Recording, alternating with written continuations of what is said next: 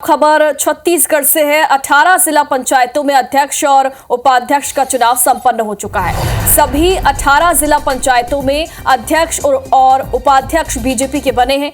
एक भी जिला पंचायत में कांग्रेस का अध्यक्ष या फिर उपाध्यक्ष नहीं बना है। 33 जिलों में जिला पंचायत अध्यक्ष और उपाध्यक्ष के लिए चुनाव जारी है, लेकिन 18 जिला पंचायतों में बीजेपी के अध्यक्ष और उपाध्यक्ष बने हैं। एक भी जिला पंचायत में कांग्रेस का अध्यक्ष या फिर उपाध्यक्ष नहीं बना है।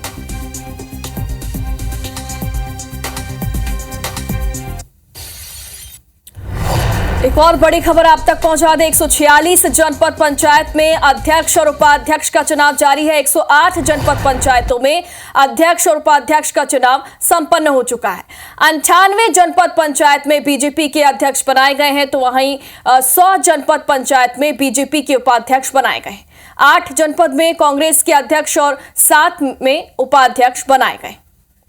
ज्यादा जानकारी के लिए हमारे सहयोगी राजेश राज हमारे साथ जुड़ गए हैं। राजेश, 18 जिला पंचायतों में कांग्रेस को बीजेपी के अध्यक्ष और उपाध्यक्ष बनाए गए, लेकिन कांग्रेस के अध्यक्ष और उपाध्यक्ष नहीं बनाए गए।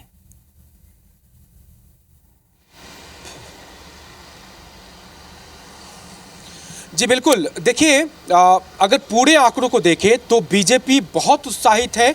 पिछले एक साल में 4 चुनाव हुए, विधानसभा, लोकसभा, उपचुनाव, फिर नगर निगम और फिर पंचायतों के चुनाव, और उसमें बीजेपी को एक तरफा जीत मिली है। और इसी बात को लेकर के लगातार बीजेपी आक्रामक है कांग्रेस पर। क्लीन स्वीप किया विधानसभा चुनाव में, लगभग उतना ही क्लीन स्वीप किया एक तरह से लोकसभा चुनाव में भी। नगर निगम में भी 10 के 10 नगर निगम उसने जीत करके दिखाए। और अब जब जिला पंचायत और नगर पंचायत के आंकड़े हैं, देखिए 33 जिलों में से 18 में से तो बन चुके हैं, यानी आधे से अधिक में बीजेपी पूरी तरह से उपाध्यक्ष और अध्यक्ष दोनों पदों पर कब्जा करके बैठी है।